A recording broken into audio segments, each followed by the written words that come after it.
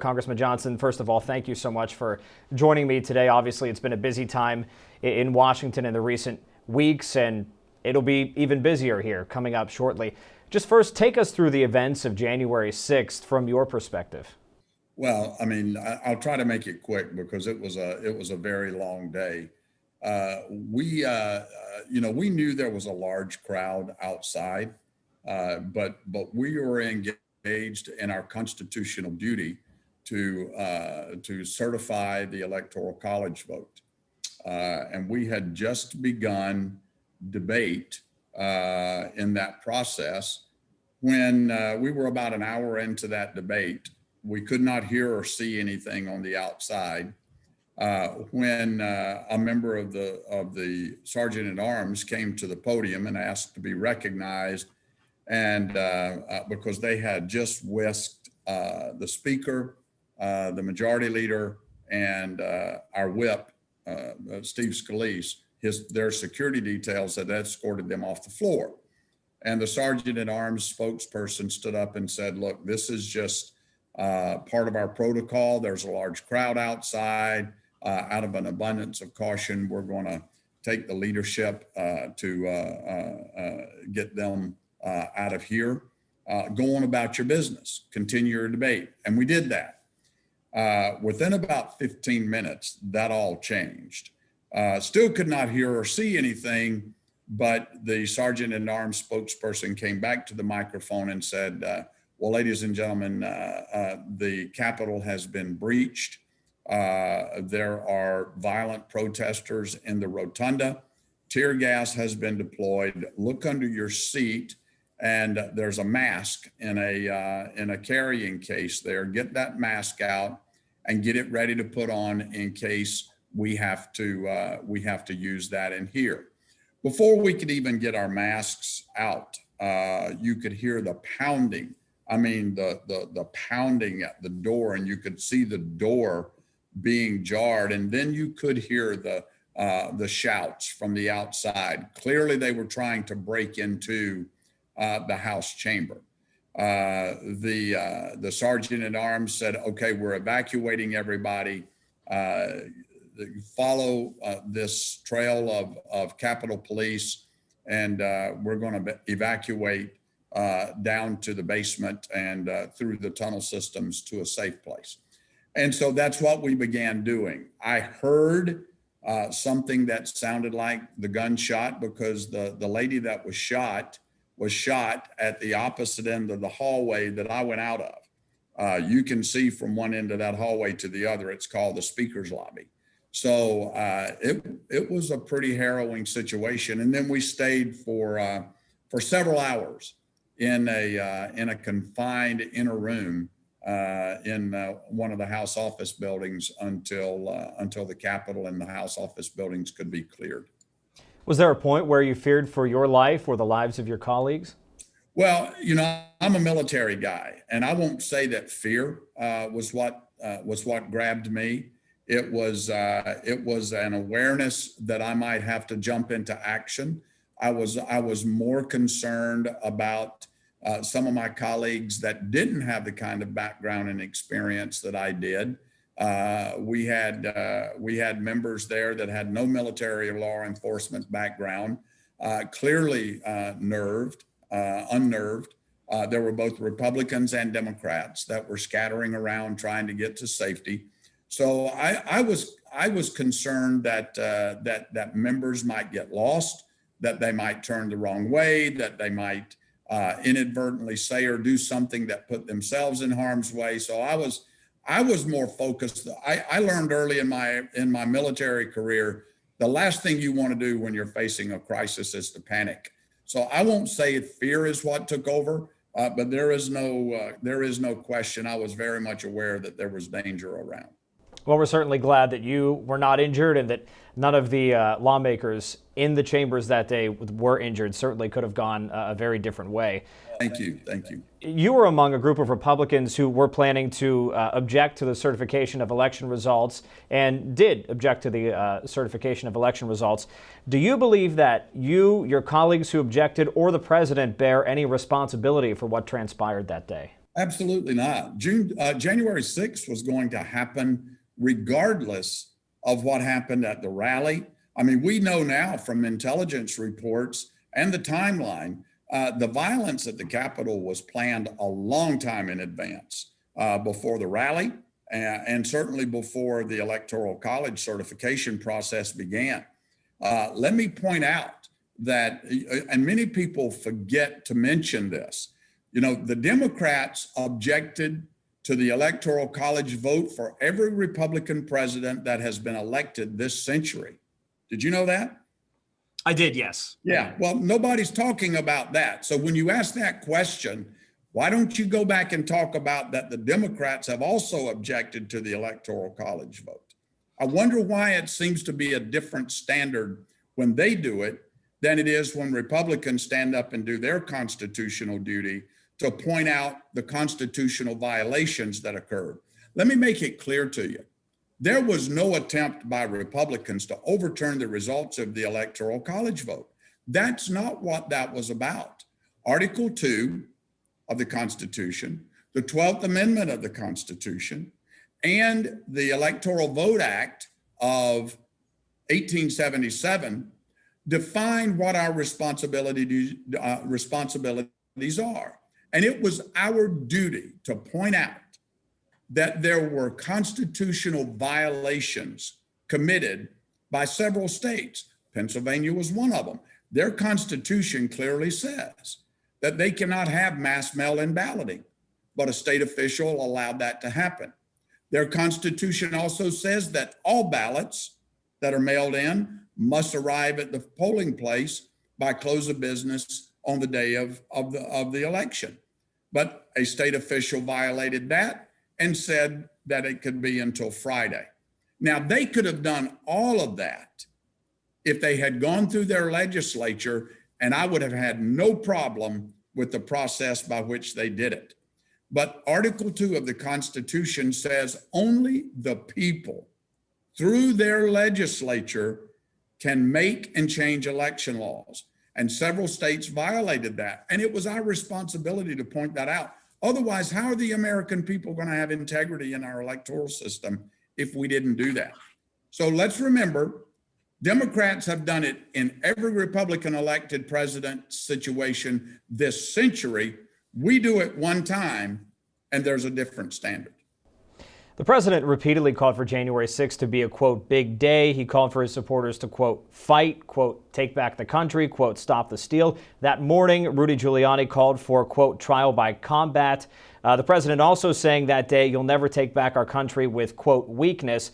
Do you regret not condemning that sort of language that may have become incendiary for this group or groups prior to the day? Look, there were a lot of things said that Bill Johnson would have said. Well, where is the condemnation about the rioting and the looting and the murder that took place throughout the year? Where is the media's condemnation of the murders that took place in Oregon, in Portland, in Seattle, in New York, and other cities across our country? If it's illegal for people to riot and harm other Americans in violence, why wasn't that an outrage among the media? I absolutely agree that everybody that broke into the Capitol should be prosecuted to the fullest extent of the law. But I also think that everybody that rioted and tore down monuments and tried to break into federal buildings and police stations, they should be prosecuted to the fullest extent of the law too. And let me ask you this, what would have happened? Now, some of these people have been arrested. They're going to trial. What do you think would happen if a Republican were to stand up and start a GoFundMe page to raise money to bail them out of jail? What do you think would happen today? And yet the person that is going to be sworn in as vice president tomorrow actually did that. She raised money to bail out the rioters and the protesters over the summer. Look, the Constitution of the United States says it is supposed to be equal treatment under the law, the rule of law, one standard for everybody. But that's not what we're seeing play out here today. I would have said things a lot differently on January 6th. There are members of, But that's not what caused the violence at the Capitol, because that was planned way in advance of January 6th. There are members of your party who don't believe Joe Biden was freely and fairly elected president of the United States. Do you? I believe that the Electoral College has certified Joe Biden as the 46th president of the United States. I raised my objections about the constitutional violations on some states, and I do believe those constitutional violations are valid. And I hope the people in those states, conservatives, even Democrats who want to see a fair and legitimate election, will raise those concerns through those court systems in those states. And let's let the Supreme Court do what its job is, to arbitrate what happened. That's what needs to happen. Every state needs to do it fairly, and every state needs to comply with the Constitution. Some states did not. But I do believe that the Electoral College has selected Joe Biden as the 46th president of the United States, and I plan to go to the inauguration tomorrow. Let's talk about the inauguration. Obviously, beefed up security like we've really never seen for an inauguration. 25,000 National Guardsmen. 12 have been taken off duty today after further background checks. What's your message to those who might want to do something tomorrow similar to what happened on January 6th? Look, I would tell everybody, let's take a deep breath. You know, it breaks my heart. It breaks my heart to look out my office window and look across our Capitol complex and see that it looks more like an outpost in Kandahar province in Afghanistan than it looks like the altar of freedom, the guardian of the gate of freedom for the rest of the world. This is the United States of America. We've never seen anything like this before. We need Americans to take a deep breath and realize that we do not solve our problems with violence. The only other time that we have delved into this level of violence was in the Civil War. And we saw what that produced. Over 700,000 of our own people died by our own hands. We do not need more violence. That's not how we solve our problems. Several of your Republican colleagues in the Senate, most notably, did not end up challenging after the riots happened, who had planned on challenging going in. You remained, and many, of course, other Republicans remained steadfast in your challenge. Why was that? Well, I thought I'd already explained that. It's because it was our constitutional duty to do so. My determination, and remember, I put out a statement prior to that day. I already told everybody what I was going to do. I was going to raise objections because I had clear and irrefutable evidence of constitutional violations by several states. I can't speak for why anybody else did what they did. I can only tell you why I did what I did. It was not to overturn the results of the Electoral College. It was to highlight the constitutional violations that several states committed so that the people in those states can have clear visibility to fix those problems, get it to the Supreme Court. Let's make sure that the American people never have another question about the legitimacy and credibility of America's elections. Of the people who were arrested and who are facing charges right now because of January 6th have come out and said they felt like they were invited into the Capitol building.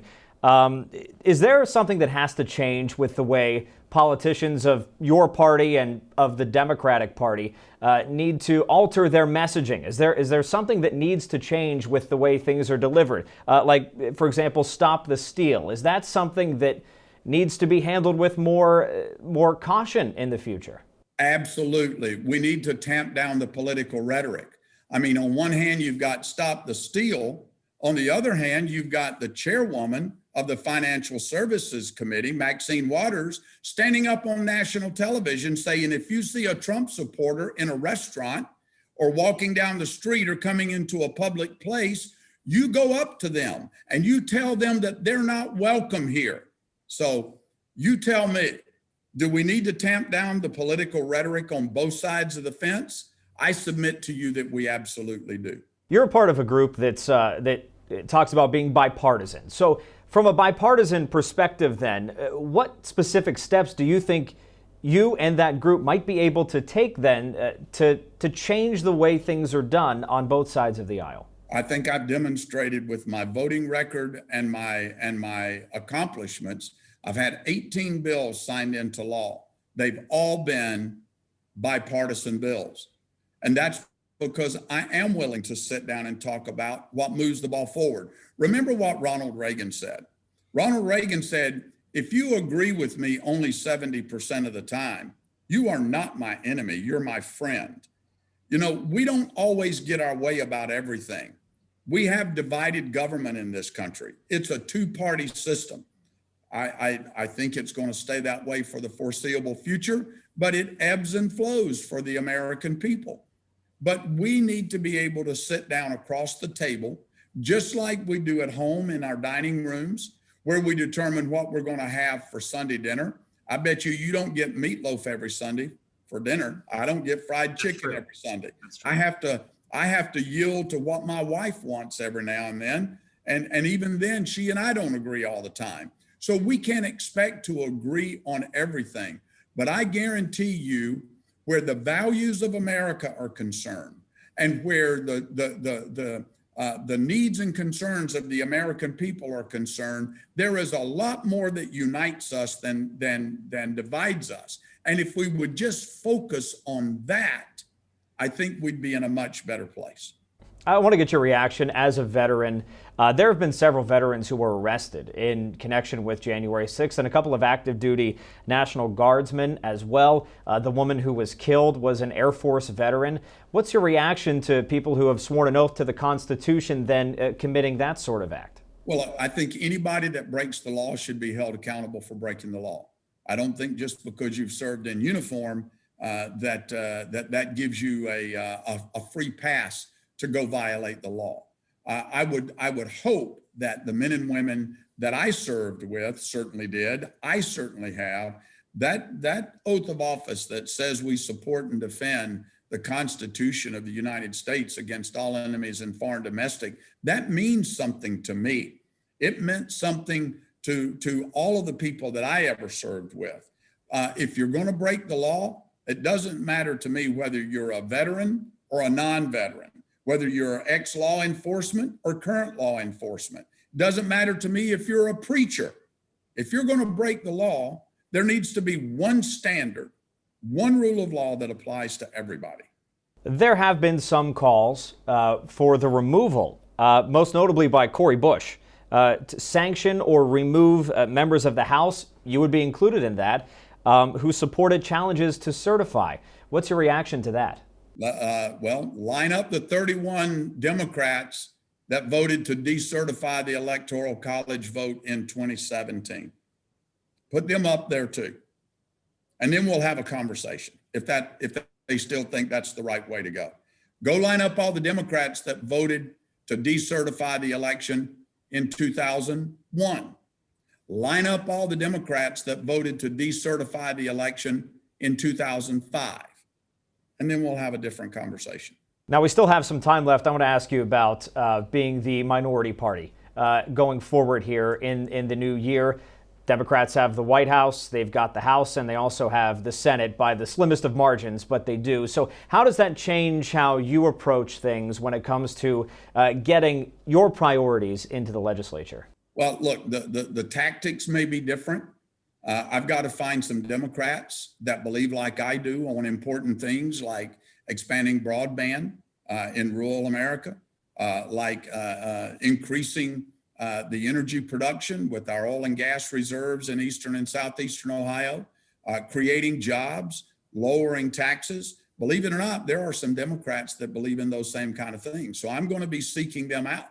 I'm actually beginning the process of launching something called the Bipartisan Congressional Budget Caucus, both Republicans and Democrats, to talk about how we begin to address the national debt and deficit because of COVID, it is spiraling out of control. We spent a lot of money. We spent trillions of dollars for the right reason.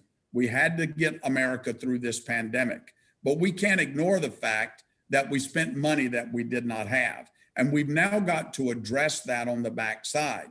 So I feel strongly that this is an opportunity. You know, we've got, I think by my last count, we've got 212 in the U.S. House. That is the narrowest majority held by any party. Nancy Pelosi's got a very thin majority on the Democrat side. And there are some Democrats over there that believe like Bill Johnson believes. So she's going to have my help on some of the things that she's going to want to do. And so I'm going to need help from some of my Democrat friends to do the things that help move the needle forward for the people that I represent as well. So it's an opportunity. We've seen stories of members of the House and members of the Senate both talking about, either anonymously or on the record, about a distrust of people either in their own party in some cases or in the opposing party. How do you work through that and still be able to function effectively as a governing body? Look, trust is a very delicate thing. Trust is something that is earned. It's not something that's just given. You can't go down to the Longworth cafeteria and get in line and buy a cup of trust. Trust takes time. And the American people have lost trust and confidence in Washington. They've seen things go in a direction that they never thought they would see. The national media is biased on behalf of Democrats. The big tech giants are now censoring and biasing the content that they allow people to see. The American people are losing trust with every major institution in America, from government to education, where we've got liberal professors that are brainwashing our kids when they go away to college. You name it. There's a lot of mistrust going around. We need to get back down to the basics. You know, John Adams said something in 1787 when they were crafting the Constitution. He said, the Constitution of the United States is a document designed to govern a moral and religious people, and it's wholly inadequate for any other. And that's because our founders knew that moral and religious people were also self-responsible people. And he knew to be self-governing, you had to be self-responsible. People that live by those age-old adages that we find some of them in the scriptures, do unto others as you would have them do unto you. Love your neighbor as yourself. Your grandparents, my parents, came from a generation where if your barn burned down, you didn't file an insurance claim. You didn't have to worry about it because your neighbors showed up, brought all the materials, and within a few days, your barn was rebuilt. And if something like that happened to your neighbor, you would go do the same thing. Those are the values that America was built on. That's what we've got to get back to. We've got to realize that America is the guardian of the gate of freedom for the free world. And if America ever steps back from that responsibility, imagine where the world is going to go when we're not there. One final topic. You talked about big tech, so I want to touch on that. Big tech companies say they're trying to stop the spread of disinformation, other than you don't agree with censoring or shutting down accounts. So what should big tech do then to stop the spread of disinformation on social media, which is something that spreads like wildfire, really? Look, big tech needs to get back in their lane. They're either technology companies or they are media outlets. When they step over the line and they begin to determine what content fits their standard and they define their own rule of law and who's allowed to say anything. I mean, when you've got Twitter taking the president of the United States off, but yet they've got the Ayatollah Khomeini who shouts death to America and he's still on there, you know, is that a double standard? I would submit to you that it is, because it fits their narrative. There has got to be some accountability put back in the system for these big tech companies. And I, for one, am going to be working on that too. Congressman Johnson, thank you so much for taking the time to join us. Enjoy the inauguration tomorrow, and good luck in the new year. Thank you very much.